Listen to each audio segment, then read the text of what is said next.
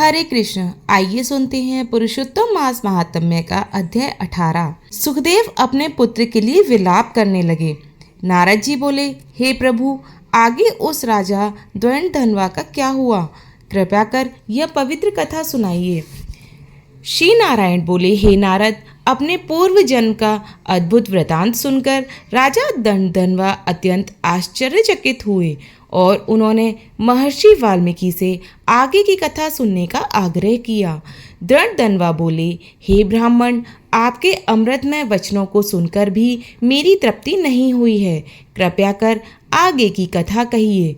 तब वाल्मीकि मुनि बोले, हे राजन, जब सुदेव ब्राह्मण अपने पुत्र शुकदेव के वियोग में विलाप कर रहा था, तभी आकाश में भयंकर गर्जना होने लगी। असमय में मेघ गिर आए, तीव्र वायु चलने लगी और बिजली चमकने लगी।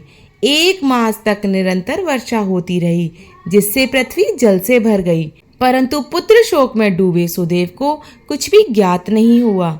न उसने भोजन किया, न जल पिया। वह केवल हे पुत्र कहकर विलाप करता रहा। संयोग से वह पूरा समय पुरुषोत्तम मास का था और अनजाने में ही उसने इस पवित्र मास का व्रत कर लिया। उसके इस अनजाने व्रत से प्रसन्न होकर स्वयं भगवान श्री कृष्ण प्रकट हुए। उनके दर्शन होते ही मेघ हट गए और वातावरण शांत हो गया।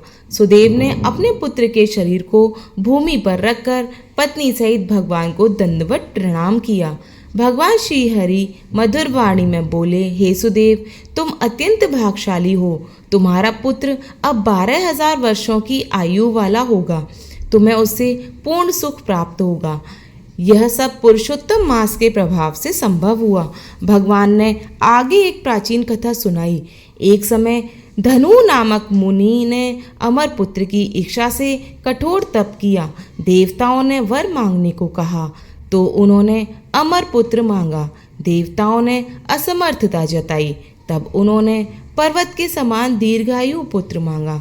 उन्हें वैसा पुत्र मिला, पर वह अहंकारी होकर मुनियों का अपमान करने लगा। अंततः एक ऋषि के श्राप से उसकी मृत्यु हो गई। इस प्रकार हठपूर्वक मांगी गई वस्तु अंततः दुख का कारण बनती है। भगवान ने सुखदेव से कहा, हे ब्राह्मण, गरुड़ द्वारा दिया गया तुम्हारा पुत्र अब पुरुषोत्तम मास के प्रभाव से चिरायु हो गया है। तुम इस पुत्र के साथ सुखपूर्वक जीवन बिताओगे, फिर ब्रह्मलोक को प्राप्त होकर पुनः पृथ्वी पर जन्म लेकर दृढ़धनवा नामक राजा बनोगे। तुम्हारी पत्नी गौतमी ही उस जन्म में गुण सुंदरी बनेगी और तुम्हें 4 पुत्र तथा 1 कन्या प्राप्त होगी। अंततः जब तुम संसार में मोहग्रस्त हो जाओगे, तब यही पुत्र शुक पक्षी बनकर तुम्हें वैराग्य का उपदेश देगा और तुम ज्ञान प्राप्त कर भगवान के परम धाम को प्राप्त हो जाओगे। भगवान के यह वचन सुनते ही मृत बालक जीवित हो उठा। माता पिता अत्यंत हर्षित हो गए और देवताओं ने पुष्प वर्षा की। तब सुदेव ने विनम्र होकर भगवान से पूछा, हे प्रभु, आपने पहले कहा था कि मुझे पुत्र प्राप्त नहीं होगा, फिर आज आपने मेरे मृत पुत्र को जीवित कैसे कर दिया? इस प्रकार सुदेव के मन में उत्पन्न संदेह को दूर करने के लिए भगवान आगे उपदेश देने लगे। आइए शुरू करते हैं पुरुषोत्तम मास महात्म्य का अध्याय 19। ऋषियों की सभा में गंभीर शांति छाई हुई थी। सभी मुनि अग्नि के चारों ओर बैठे सूत जी की ओर एकाग्र दृष्टि से देख रहे थे। उनके हृदय में एक ही जिज्ञासा थी, उस अद्भुत घटना का रहस्य जानना, जिसमें एक मृत बालक पुनः जीवित हो उठा था। नारद जी ने विनम्रता से कहा, हे प्रभु, उस तपस्वी ब्राह्मण सुखदेव को भगवान विष्णु ने क्या उत्तर दिया? कृपया करके विस्तार से बतलाइए। सूत जी के मंद मुस्कान के साथ कथा आरंभ की। हे मुनियों, जब सुदेव ब्राह्मण ने अपने हृदय की शंका भगवान के सामने रखी, तब भक्त वत्सल भगवान विष्णु अत्यंत प्रसन्न हुए। उनकी वाणी मेघ के समान गंभीर और अमृत के समान मधुर थी। भगवान बोले, हे द्विजराज, तुम नहीं जानते कि तुमने कितना महान कार्य किया है। यह पुरुषोत्तम मास जो हमें अत्यंत प्रिय है, उसी का प्रभाव है। तुम शोक में डूबे हुए थे, परंतु अनजाने में ही तुमसे इस मास का व्रत और तप हो गया। 1 महीने तक तुमने अन्न नहीं लिया, यह उपवास बन गया। वर्षा के कारण तुमने दिन में 3 बार स्नान किया, यह पवित्र स्नान बन गया। और शोक में डूबे रहकर तुमने संसार से विरक्ति धारण की, ये महान तप बन गया। हे ब्राह्मण, इस पुरुषोत्तम मास का प्रभाव इतना महान है कि यदि कोई एक दिन भी इसका व्रत करे तो उसके अत्यंत पाप नष्ट हो जाते हैं। देवताओं ने भी उनके महात्म्य को तौलने का प्रयास किया, परंतु सभी साधन उनके सामने हल्के सिद्ध हुए। भगवान के ये वचन सुनकर सुदेव के हृदय में आश्चर्य और श्रद्धा का समुद्र उमड़ पड़ा।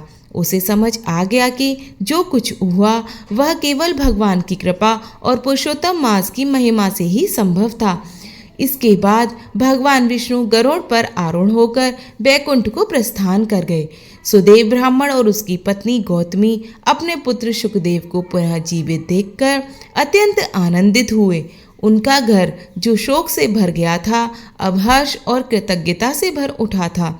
सुदेव ने मन ही मन सोचा, मैं तो अज्ञानवश इस मास का पालन कर बैठा और इसका इतना महान फल मिला। यह मास सचमुच अद्भुत है। तब से वह हर वर्ष श्रद्धा और भक्ति से पुरुषोत्तम मास का पालन करने लगा।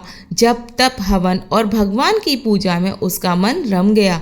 उसने कर्मफल की इच्छा त्याग कर केवल भक्ति मार्ग को अपना लिया। समय बीतता गया। सुदेव और गौतमी ने अपने पुत्र के साथ सुखपूर्वक जीवन व्यतीत किया। अंततः हजारों वर्षों तक धर्मपूर्वक जीवन जीने के बाद वे दोनों विष्णु लोक को प्राप्त हुए, जहाँ शोक और दुख का नाम भी नहीं था।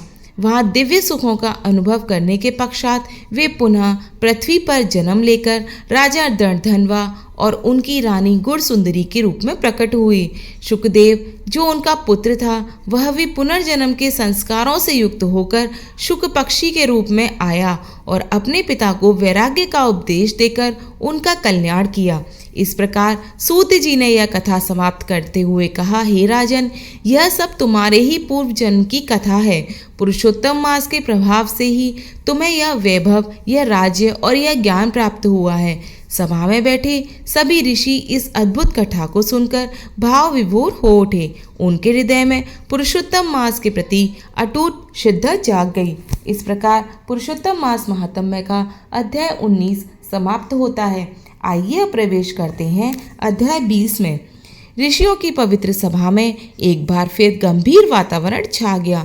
सभी मुनि भगवान नारायण की दिव्य कथाओं में तल्लीन थे, परंतु उनके मन में जिज्ञासा अभी शांत नहीं हुई थी। तभी सूत जी बोले, हे विप्रो, जब नारद मुनि ने भगवान नारायण के मुख से राजा दंडधन्वा के पूर्व जन्म का अद्भुत वृतांत सुना, तब भी उनके हृदय को पूर्ण तृप्ति नहीं मिली। वे और अधिक जानने की इच्छा से पुनः प्रश्न करने लगे। नारद जी विनम्र होकर बोले, हे प्रभु, उस समय राजा दंडधन्वा ने महर्षि वाल्मीकि से क्या कहा? कृपया करके विस्तार से बताइए। भगवान नारायण मुस्कुराए और बोले, हे नारद, अब तुम ध्यान पूर्वक सुनो। जब राजा दंडधन्वा ने अपने पूर्व जन्म का रहस्य जाना, तब उनके हृदय में वैराग्य और जिज्ञासा का उदय हुआ। वे महर्षि वाल्मीकि के चरणों में प्रणाम कर विनीति भाव से बोले, हे मुनि श्रेष्ठ, मुझे बतलाइए कि मोक्ष की इच्छा रखने वाले मनुष्य को पुरुषोत्तम मास का व्रत किस प्रकार करना चाहिए, कौन सा दान देना चाहिए और उसकी विधि क्या है। हे प्रभु, यह ज्ञान केवल मेरे लिए ही नहीं बल्कि समस्त लोगों के कल्याण के लिए आवश्यक है। आपने ही बताया कि यह पुरुषोत्तम मास स्वयं भगवान का स्वरूप है। मैं पूर्व जन्म में सुदेव ब्राह्मण था और अनजाने में इस मास का पालन किया, जिसके प्रभाव से मेरा मृत पुत्र जीवित हो गया। किंतु हे मुनिवर, अब इस जन्म में मैं सब कुछ भूल गया हूँ, अतः कृपया करके इसकी संपूर्ण विधि पुनः बतलाइए। राजा के इन विनीत वचनों को सुनकर महर्षि वाल्मीकि अत्यंत प्रसन्न हुए। उन्होंने शांत स्वर में विस्तार से पुरुषोत्तम मास की विधि बतानी आरंभ की। हे राजन, इस पवित्र मास में मनुष्य को ब्रह्म मुहूर्त में उठकर सबसे पहले भगवान का स्मरण करना चाहिए। शुद्धता का विशेष ध्यान रखते हुए नित्य कर्म संपन्न करें। शौच, स्नान, आचमन और दंत धावन आदि विधि पूर्वक करें। स्नान के पश्चात शुद्ध वस्त्र धारण कर गोपी चंदन से तिलक लगाकर प्राणायाम और संध्या वंदन करें।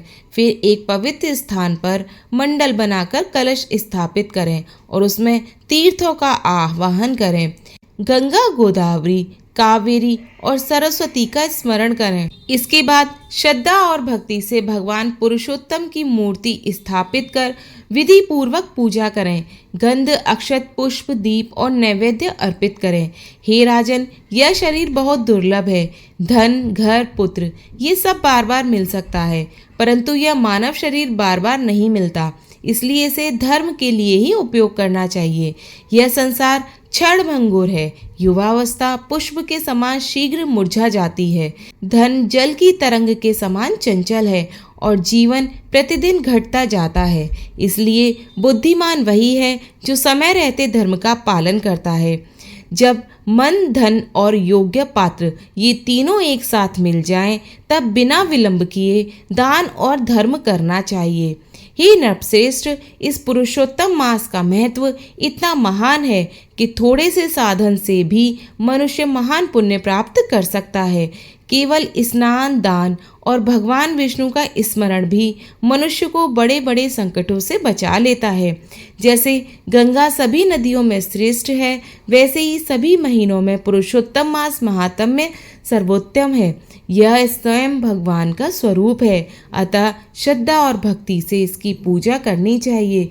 भगवान नारायण आगे बोले, हे नारद, इस प्रकार महर्षि वाल्मीकि ने राजा दृढ़धनवा को पुरुषोत्तम मास की संपूर्ण विधि और उसका गूढ़ रहस्य समझाया। जो मनुष्य इस संसार रूपी भयंकर सागर से पार होना चाहता है, उसे इस पवित्र मास में भगवान पुरुषोत्तम की भक्ति अवश्य करनी चाहिए। सूत जी ने कथा समाप्त करते हुए कहा, हे मुनियों, इस प्रकार यह पवित्र अध्याय समाप्त होता है। जो श्रद्धा से इसे सुनता या पढ़ता है, वह पापों से मुक्त होकर भगवान के परम धाम को प्राप्त करता है। और इसी के साथ पुरुषोत्तम मास महात्म्य का अध्याय 20 समाप्त होता है। वाल्मीकि मुनि बोले, हे राजन, अब मैं तुम्हें पुरुषोत्तम मास की एक अत्यंत पवित्र और रहस्यमयी कथा सुनाता हूँ, जिसे सुनकर मनुष्य का जीवन धन्य हो जाता है। प्राचीन समय में एक जिज्ञासु राजा ने मुनियों से पूछा, हे महर्षियों, भगवान की पूजा का स्वरूप क्या है? किस प्रकार की पूजा से भगवान वास्तव में प्रसन्न होते हैं? तब मुनियों ने श्रेष्ठ वाल्मीकि जी ने मुस्कुराते हुए कहा, हे राजन, केवल प्रतिमा स्थापित कर देना ही पर्याप्त नहीं होता, जब तक उसमें विधि पूर्वक प्राण प्रतिष्ठा न की जाए, जब तक वह प्रतिमा केवल धातु के समान ही रहती है। उन्होंने आगे कहा, जो साधक भगवान के बीज मंत्रों और वैदिक मंत्रों से श्रद्धा पूर्वक प्रतिमा में प्राणों का आवाहन करता है, वही उस प्रतिमा को सजीव बना देता है। तब उसमें स्वयं भगवान का निवास हो जाता है। यह सुनकर राजा अत्यंत चकित हुआ और बोला, हे मुनिवर, इसके बाद क्या करना चाहिए? वाल्मीकि मुनि बोले, इसके बाद साधक को अपने मन को एकाग्र करके भगवान पुरुषोत्तम का ध्यान करना चाहिए। वे श्याम वर्ण श्रीवत्स चिन्ह से युक्त श्रीभंग मुद्रा में और राधा रानी के साथ अत्यंत मनोहर रूप में विराजमान हैं। फिर उन्होंने समझाया, हे राजन, जब साधक संकल्प लेकर नियम पूर्वक और पवित्रता के साथ भगवान का पूजन करता है, तब वह भगवान के अत्यंत निकट पहुंच जाता है। वह उन्हें आसन देता है, चरण धोने के लिए पाद अर्पित करता है, अर्घ, आचमन, स्नान और पंचामृत से उनका अभिषेक करता है। फिर उन्हें वस्त्र, चंदन, धूप, धूप, दीप और नैवेद्य अर्पित करता है। मुनि ने आगे कहा, जब भक्त प्रेम पूर्वक भगवान के अंगों का पूजन करके विभिन्न नामों से करता है, तब उसका हृदय पूर्णतः भक्ति में डूब जाता है। इसके बाद वह आरती करता है, प्रदक्षिणा करता है और भगवान की स्तुति करता है। राजा ने विनम्रता से पूछा, हे प्रभु, यदि पूजा में कोई त्रुटि हो जाए तो? तब वाल्मीकि जी बोले, हे राजन, मनुष्य से भूल होना स्वाभाविक है, इसलिए अंत में मंत्रहीन क्रियाहीन कहकर भगवान से क्षमा याचना करनी चाहिए। भगवान तो भाव के भूखे हैं, वह सच्चे हृदय की भक्ति को ही स्वीकार करते हैं। फिर उन्होंने कहा, पुरुषोत्तम मास में जो भक्त प्रतिदिन तिल से हवन करता है और घृत का अखंड दीप प्रज्वलित रखता है, उस पर भगवान विशेष कृपा करते हैं।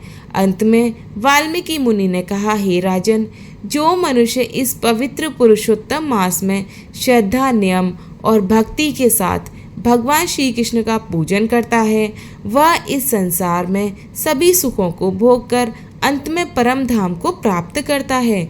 यह सुनकर राजा का हृदय भक्ति से भर गया और उसने निश्चय किया कि वह भी पुरुषोत्तम मास में विधि पूर्वक भगवान का पूजन करेगा। इस प्रकार यह कथा हमें सिखाती है कि सच्ची श्रद्धा, विधि पूर्वक पूजा और भगवान के प्रति पूर्ण समर्पण ही जीवन को सफल बनाती है।